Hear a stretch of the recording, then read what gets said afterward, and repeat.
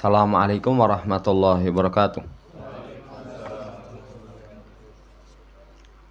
Innal hamdalillah nahmaduhu wa nasta'inuhu wa nastaghfiruh wa na'udzu billahi min sururi anfusina was sayyiati a'malina. May yahdihillahu fala mudhillalah wa may yudlilhu fala hadiyalah. Wa asyhadu an la ilaha illallah wahdahu la syarikalah wa asyhadu anna Muhammadan abduhu wa rasuluh. Allahumma salli ala Muhammad wa ala ali Muhammad. Allahumma anfa'na bima 'allamtana wa 'allimna ma yanfa'una wa zidna ilma. Ma'asyiral muslimin rahimani wa rahimakumullah. Melanjutkan pembacaan Qawaidul Qur'aniyah, masih di kaidah yang ke-23. Wa'tul buyuta min abwabiha. Datangi rumah-rumah itu dari pintunya. Masuk pada contoh penerapan yang ketiga. Di shafah sabi'ah wa arba'un ba'dal mi'ah. Wa min tatbiqati hadil qaidati. Di antara penerapan kaidah ini adalah ighlaquha li babil haili 'alal ahkami syar'iyyati. Menutup pintu trik sesuatu yang tadinya haram itu supaya menjadi boleh berkaitan dengan hukum-hukum syariat. Jadi kaidah ini menutup pintu trik makar terhadap hukum syariat. Illa fima udina fi syar'u, kecuali yang diperbolehkan oleh syariat. Annal mutahayyila fi syariati ala syariati lam ya'til amru min babihi. Sesungguhnya orang yang membuat siasat terhadap syariat itu tidak mendatangi urusan dari pintunya. Sehingga khalafa bidzalika madalat alaihi hadil qaidatul muhkamatu. Sehingga dia selisih dengan itu apa yang ditunjukkan oleh kaidah yang muhkamat. Kaidah supaya mendatangi rumah itu dari pintunya. Jamaah hormati, ini poin yang ketiga. Jadi luar biasa nanti menutup pintu makar terhadap syariat. Kan banyak seseorang membuat makar dalam syariat, nanti disampaikan oleh Imam Al-Qayyim. Mubayyinan syana'ata fi'li haula'il mutahayyilina. Menjelaskan tentang tercelanya perilaku orang yang membuat makar terhadap syariat. Yang nanti itu beragam dalam bab ini. Contoh, fastu bihad bihailihim al-furuju.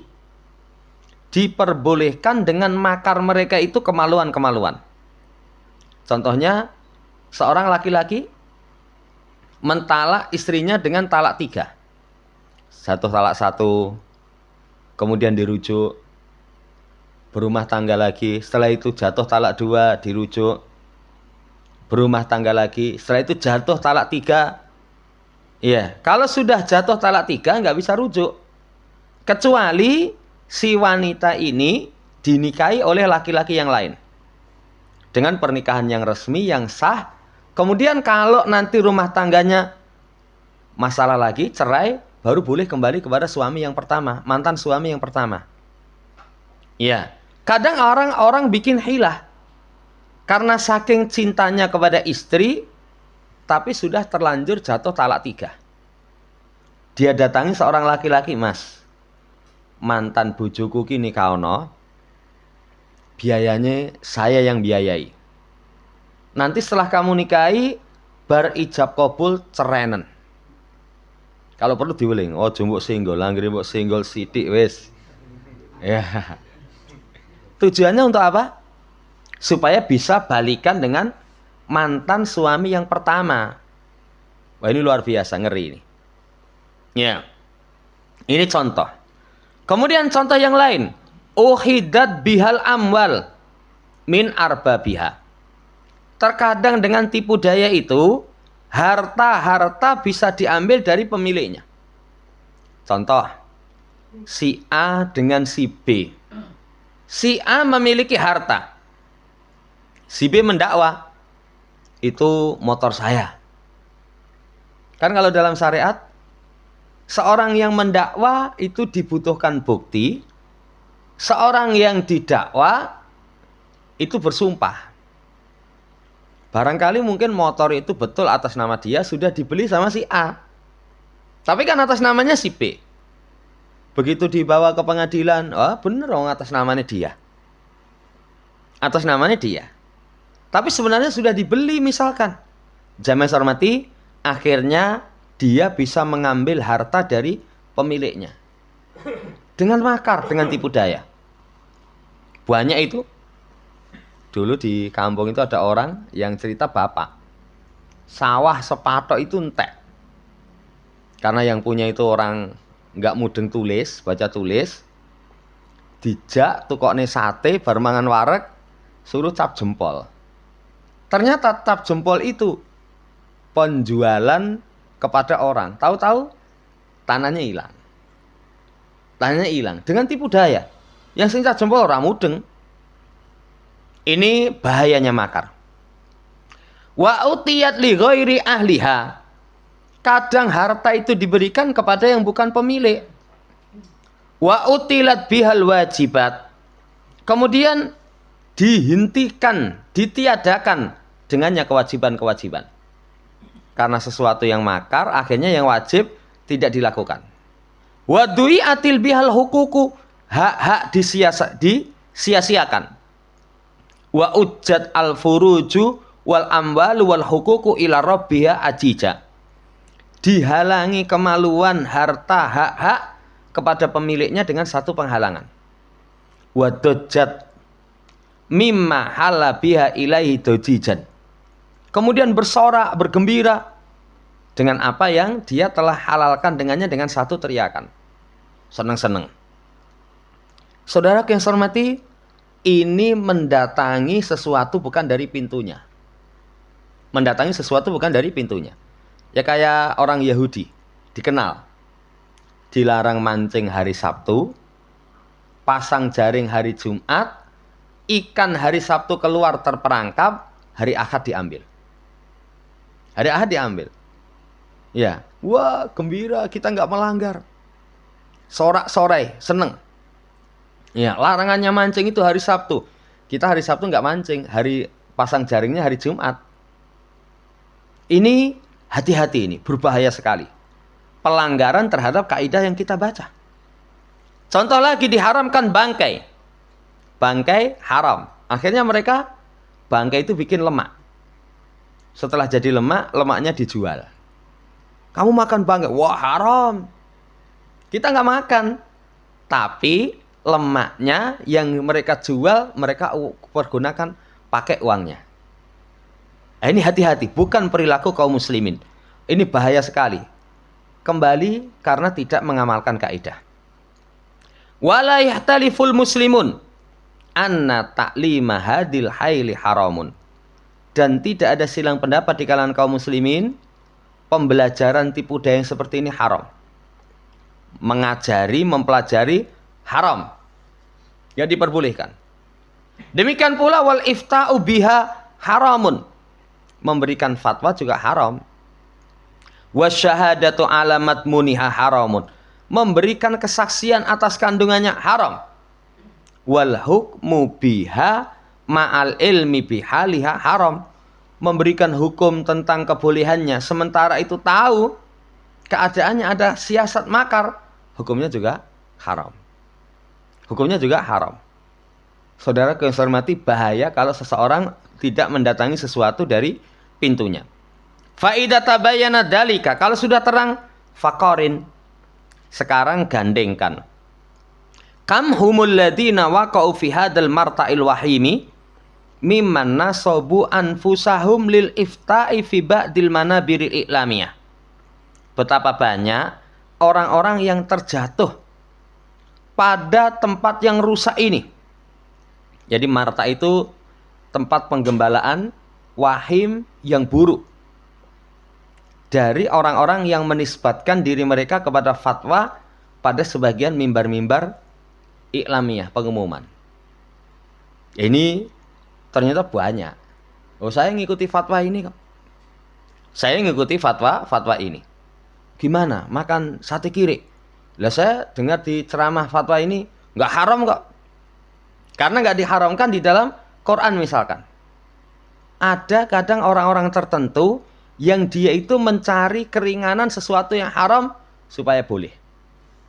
Wah, lah kalau kayak gitu rusak no. Padahal hampir setiap permasalahan nggak lepas dari pendapat yang memperbolehkan. Lah kamu sekarang asik musik-musikan. Lah menurut fatwa ini boleh. Menurut fatwa ini boleh. Loh kamu kemarin lunga karo wong wedok itu, oh saya mut'ah rong dino. Kenapa? Karena ada sebagian pendapat yang membolehkan. Rusak nanti. Rusak. Makanya tanya, itu termasuk pertanyaan yang tercela hanya karena untuk mencari kebolehan. Untuk mencari kebolehan. Berarti ini yang gereja Natalan tuh ora apa-apa. Apa kemudian kamu menjadi murtad? Lagi ra mudeng ya. Ora mudeng. Lho itu yang kasih fatwa itu oleh no. Ya, sing gondrong-gondrong rambutnya itu kasih fatwa ora apa-apa katanya. Loh, gondrong-gondrong rambutnya. Ini hati-hati ya.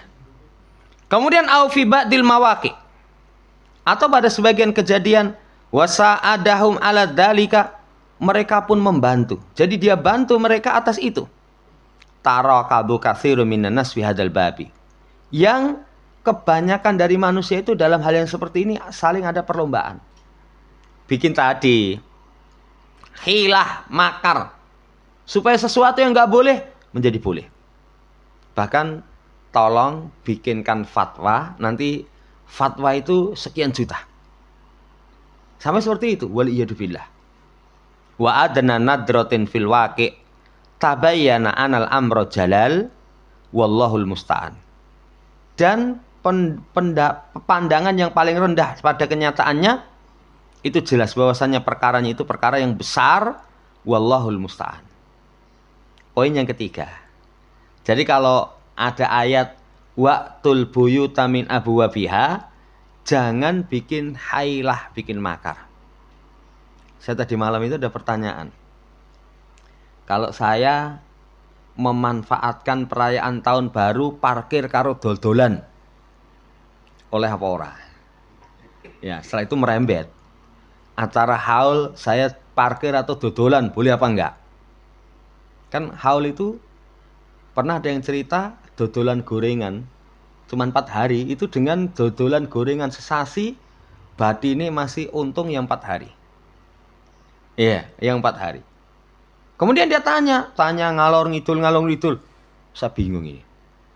Ya, khawatirnya nanti terus ya kalau nuruti perasaan oleh nuruti perasaan mesake. Wong ramene cuman hari-hari seperti itu. Tapi kalau dalam nas saya sampaikan asalnya nggak boleh.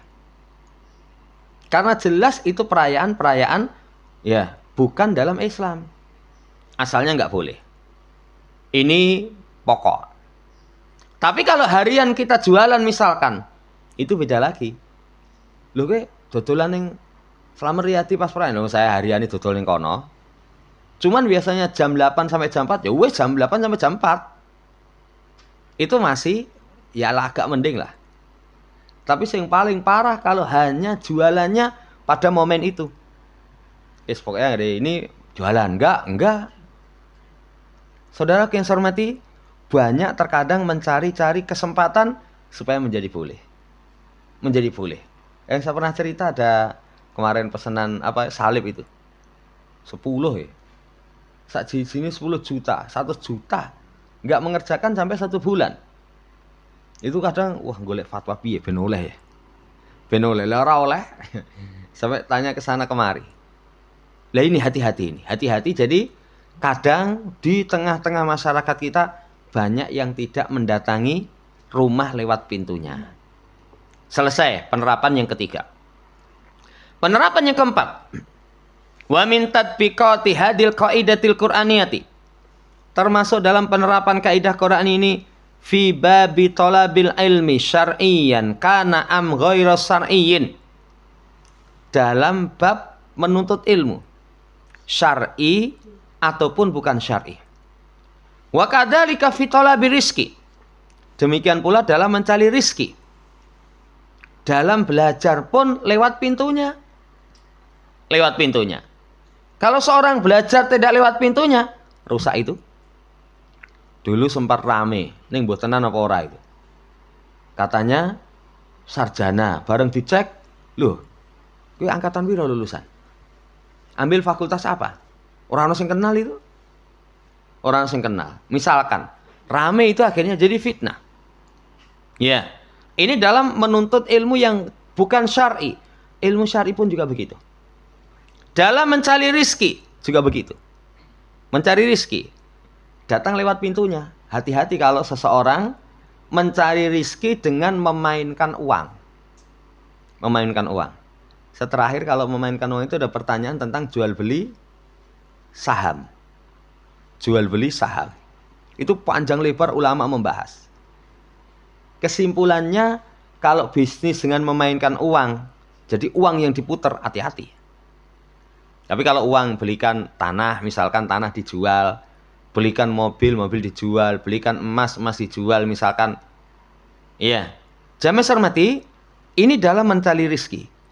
Datang lewat pintunya. Kullu man salaka tariqan wa amila amalan wa atahu min abwabihi wa turukihi al-musilati ilaihi fala buddha an yufliha wa yanjaha wa yasila bihi ila ghayatihi. Setiap orang yang menempuh satu jalan, mengamalkan satu amalan, dia datangi pintunya, jalan yang mengantarkan kepadanya, satu kepastian dia akan berhasil, selamat, akan sampai kepada tujuan. Berarti termasuk padanya belajar, termasuk padanya mencari rizki. Wa'tul buyuta min abwabiha. Wa kullama adumal matlub, adumul matlubi ta'akudu hadal amr, ta'akada hadal amr. Ketika yang dituntut itu semakin besar, berarti perkaranya itu sangat dikuatkan. Lewat pintunya. Lewat pintunya.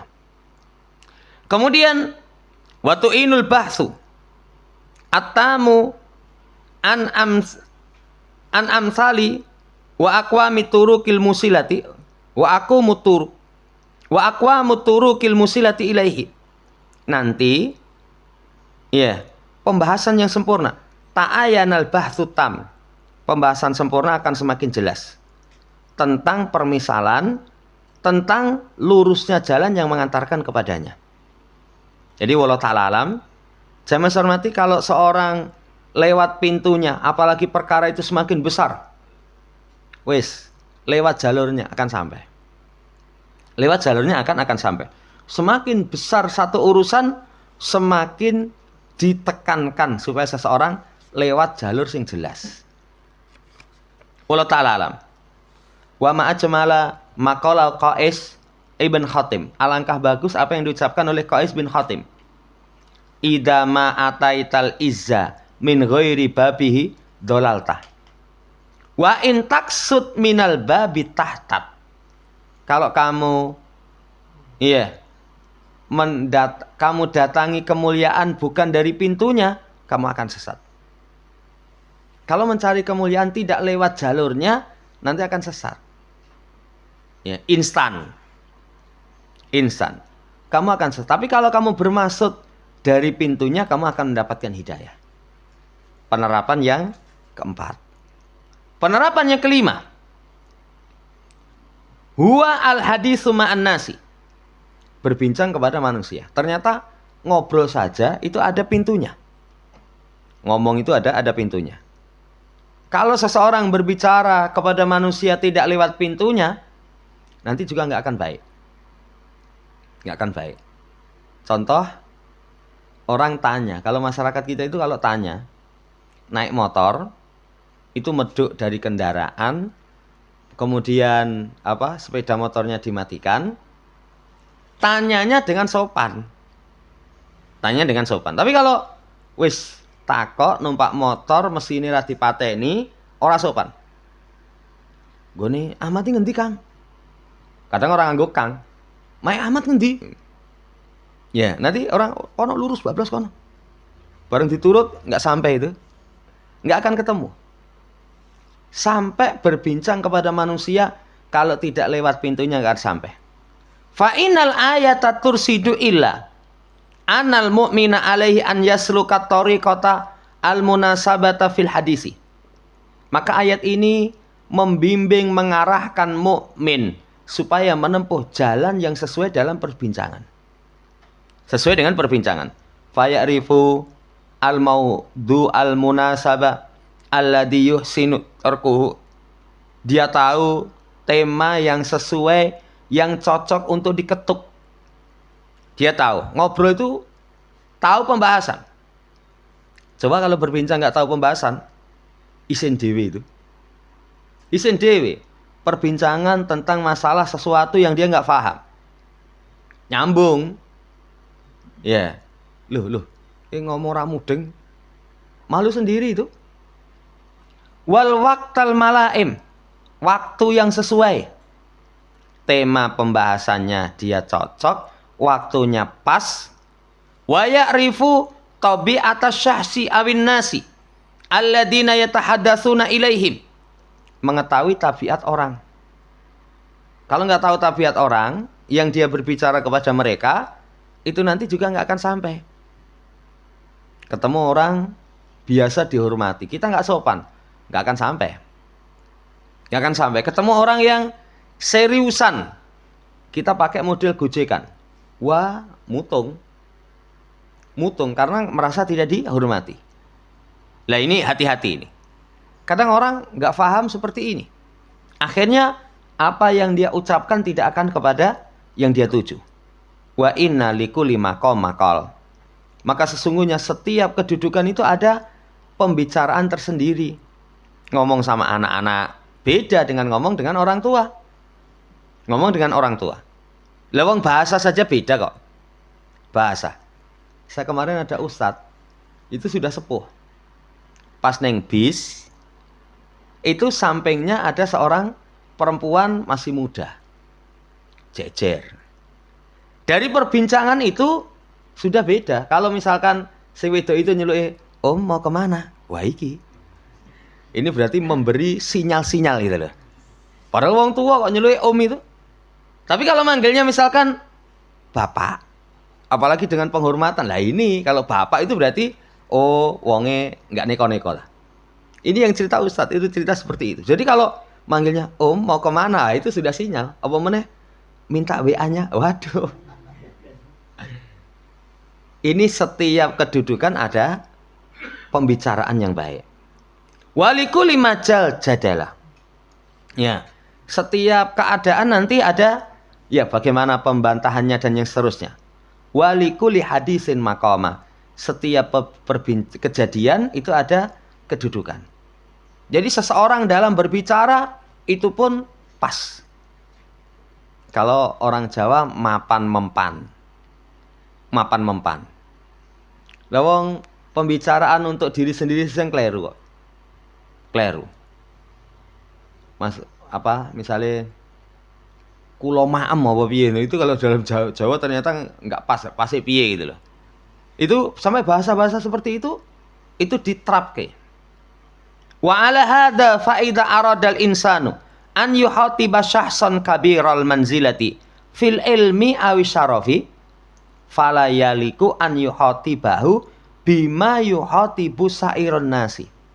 Maka atas kaidah ini, kalau seseorang pengen berbicara dengan seseorang yang seseorang itu kabirul manzilah, memiliki kedudukan yang tinggi dalam ilmu ataupun dalam kemuliaan, nggak pantas untuk berbicara dengannya sebagaimana dia berbicara kepada seluruh manusia. Kepada seluruh manusia nggak sesuai. Sampai kapan itu kita baca? Kalau orang berbicara kepada pemimpin, ya pemimpin. Sementara pemimpin itu dulu teman kental dia. Bahasanya seperti ketika belum menjadi pemimpin, nggak pas kok. Itu di Isbah. Ya, di Al-Isbah. Itu diterangkan seperti itu. Misal kita punya teman, kemudian sekarang, wah jadi gubernur misalkan. Begitu ketemu, itu seperti zaman dulu sebelum menjadi gubernur. Langsung, "Weh, madang urung kowe?" Itu sing krungu itu. Biayi karo Pak Gubernur ra sopan blas. Misalkan. Mungkin sebelum jadi gubernur biasa. Orang yang memiliki kedudukan beda. Yang memiliki kedudukan beda. Sama orang tua. Beda dengan anak-anak kok. Bicara dengan orang tua. Apalagi 3 jenis manusia dalam urusan dunia.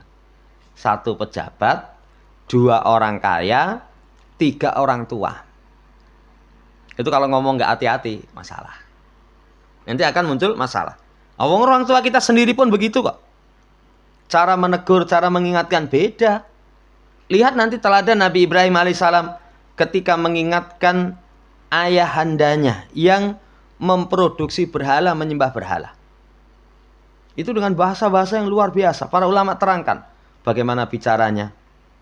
Ya, kemudian bukan, "Bapak saya ini wis pinter, punya ilmu." Enggak. Tapi aku diberi ilmu yang tidak diberikan kepada engkau. Aku diberi ilmu. Ya, ini penting sekali. Jadi jangan berbicara kepada orang yang memiliki kedudukan yang besar sebagaimana bicara kepada seluruh manusia. Wal hikmah fi hadha hiyal madar. Wa man yu'tal hikmah faqad utiya khairan katsira. Kehikmah, bijaksanaan dalam perkara yang seperti ini, lah ini yang dipakai. Seseorang harus menggunakan hikmah. Dan siapa yang diberi hikmah, sungguh telah didatangkan kebaikan yang sangat banyak. Kaidah yang kelima. Termasuk mendatangi rumah lewat pintunya, cara berbicara itu penting. Cara berbicara itu penting. Kalau orang ngomong keliru, nggak berhasil. Ya kayak apa ya? Kalau di ini nitip barang neng toko. Itu caranya ngomong itu ya pengaruh itu. Saya mau nitip barang, nanti apa? Bagi hasil. Ini ngomongnya rapena itu rasa mas rasa. Tapi saya ngomongnya pinter halus itu tahu-tahu, nggih, siap. Model ngomongnya saja sudah berbeda. Makanya ada orang-orang tertentu yang dia memiliki kemampuan kalau bahasanya itu lobby. Raisoi, halah, engko karo aku. Bareng sama dia lulus itu. Kenapa? Karena dia tahu jalannya. Caranya ngomong seperti ini. Ini nanti bisa ada jalan-jalan keluar. Tapi kalau nggak sesuai dengan jalurnya, sekali lagi malah rusak. Lu banyak kok masalah-masalah yang pembicaraan ini tidak sesuai dengan pintu yang disyariatkan. Pengen masalah selesai, ning sing menyelesaikan itu orang berangasan. Langsung bias omongan itu kasar. Orang rampung kepruk dewe. Ya. Akhirnya apa? Orangnya terlanjur anyel. Piye? Ora sudi saya. Tapi kalau misalkan dengan pendahuluan yang baik, ya, dengan pengantar yang baik, masya Allah, pemuliaan, kok iso deal? Kok bisa? Lancar. Poin yang kelima, supaya seseorang punya kemampuan berbicara kepada orang pun lewat pintunya. Ini nanti butuh belajar. Nanti semakin bertambah usia biasanya kalau orang mau berusaha nanti akan tahu. Oh, kalau ini cocoknya dengan gini. Kowe ngomongin karo wong tua aja ngono kuwi. Ya sama kayak negur itu. Negur ada misalkan yang di samping kita wong tua negur. Ngombe ini nggo tangan kiwa. Nih, Mbah mangan kaya setan. Yo muntap ya. Oh, nyetan kayak itu. Lah ngopo to? Ngombe tangan kiwa setan. Omone dembit, walah. Ya enggak akan terima. Ya, tapi kalau dengan bahasa yang halus nanti tahu-tahu izin dia tinggalkan. Masya Allah, kaidah yang kelima. Kemudian kaidah yang keenam. Penerapannya. Ma'asyara ilai Ibnul Jauzi. Apa yang diisyaratkan oleh Ibnul Jauzi dalam kitabnya yang sangat bagus, Saidul Khatir. Beliau berkata, syakali rajulun min buktihi li zaujatihi. Mengadukan kepadaku seseorang karena kebenciannya kepada istrinya. Kemudian berkata, ma'akdiru ala firaqi hali umurin. Cuman saya tidak mampu untuk pisah karena beberapa perkara. Ya, kan kalau laki-laki punya hak untuk misah. Misalkan dengan istrinya nggak cocok. Iki iso dandani apa ora? Wah, iki dandani regane larang ini, medun mesin. Iya. Lah kalau medun mesin berarti kan watake elek. Wah, angel ini. Ya wis nang ngono ijolke wae. Ditukar, dipisah. Tapi nggak mampu orang ini. Kenapa? Kasratu dainiha alayya. Banyaknya utang dia atasku. Wasabri qalilun. Kesabaranku sedikit.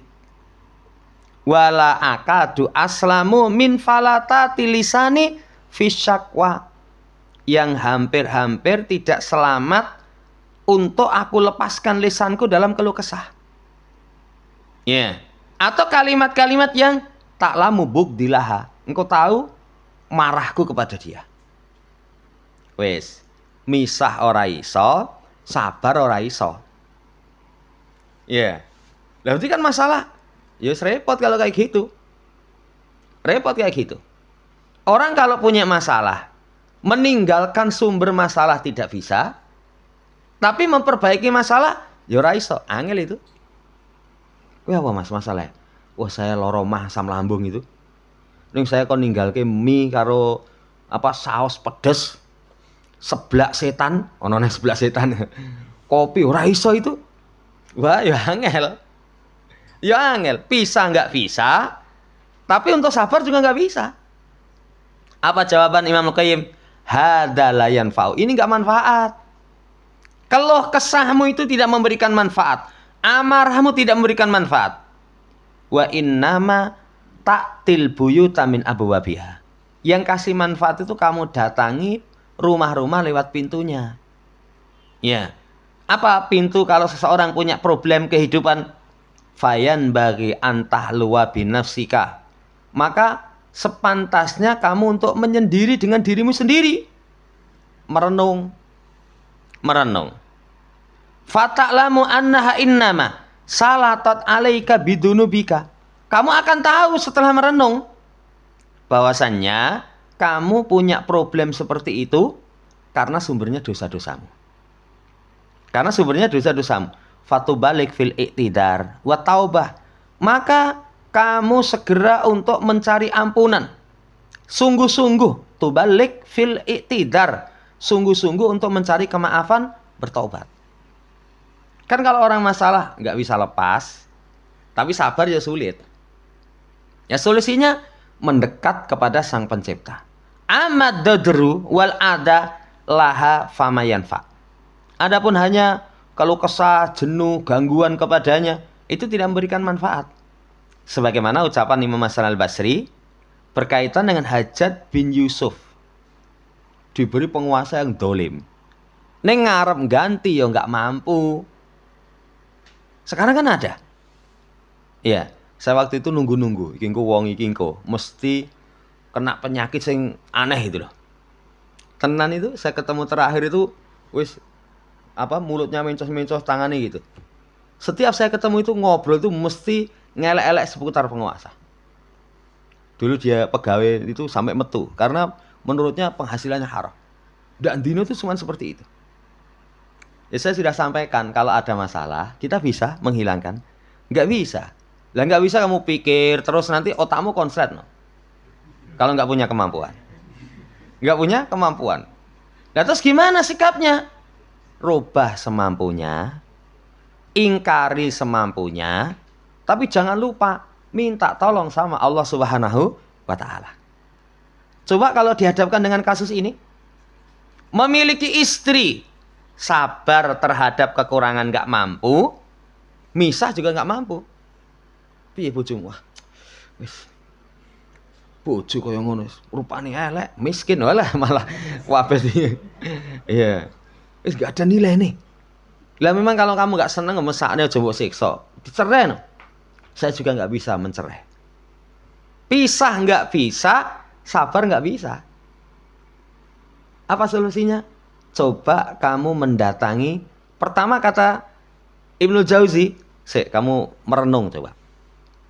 Merenung, ya Allah, saya gak punya masalah seperti ini. Ya. Diberikan sesuatu yang tidak menyenangkan, tapi nggak bisa pisah. Kan kalau kita bisa-bisa, misalnya kepanasan, minggiro ngiyupo. Ya, bisa kita misalkan Yus melayu ngiyup. Kan ngiyup enak. Ya tapi wis kepanasan, arep lunga juga nggak bisa. Itu kamu menyendiri koreksi diri. Kamu akan tahu sumber masalah yang kamu tidak bisa lepas itu dosa-dosamu. Kalau sudah tahu apa pintu jalan keluar, nanti kamu mendekat kepada Allah Subhanahu wa taala. Iya. Karena itu uqubatu minallahi lakum. Hajjaj bin Yusuf itu kata Imam Hasan Al-Basri, hukuman Allah kepada kalian. Jadi kasih pemimpin yang buruk itu disebabkan karena rakyatnya memang buruk. Fala tuqabilu uqubatau bisayf. Jangan hadapi hukuman Allah itu dengan pedang. Orang mungkin loh. Ya, wong Allah kasih hukuman kepada kita, termasuk istri yang tidak baik, itu hukuman bagi kamu. Kalau kamu hadapi dengan bojomu mbok siksa terus, tambah dosa nanti. Tambah dosa. Tapi qabilu habil istighfar. Kamu beristighfar kepada Allah Subhanahu wa taala. Wis, njaluk ngapura karo sing gawe urip. Ya Allah, kenapa engkau uji kasih istri ya kayak gini? Nanti Allah akan memberikan solusi. Zaman dulu itu ada penguasa yang kurang ajar, minum khamar. Sampai saya baca itu niat untuk berhaji itu pengen minum minuman keras di atas Ka'bah. Ya. Kalau misalkan dihadapi dengan pedang, berontak wae, is kurang ajar ini. Masa munggah kajar minum minuman keras di atas Ka'bah itu? Kurang ajar. Tapi dengan beristighfar, bertaubat kepada Allah Subhanahu wa taala, sebelum niat itu terlaksanakan, mati itu. Ya mungkin bisa aja seperti problemnya ini, istrinya wah luar biasa jelek. Tapi dipisah nggak bisa. Saya ya Allah, saya serahkan kepada engkau. Ngerti-ngerti bojone tiba mati misalnya, kan bisa aja. Lo kan bisa saja kan? Iya, itu solusi yang Allah Subhanahu wa taala berikan, itu maha mungkin. Ini poin yang ke-6. Poin yang ke-6. Jadi kalau mendatangi sesuatu lewat pintunya, selesai. Nanti akan ada solusi. Nanti kelanjutannya kita akan baca di pertemuan akan datang. Wallahu ta'ala. Demikian. Sebelum ditutup, barangkali yang ditanyakan. Subhanakallahumma rabbana bihamdika asyhadu an la ilaha illa anta astaghfiruka wa atubu ilaik. Assalamualaikum warahmatullahi wabarakatuh.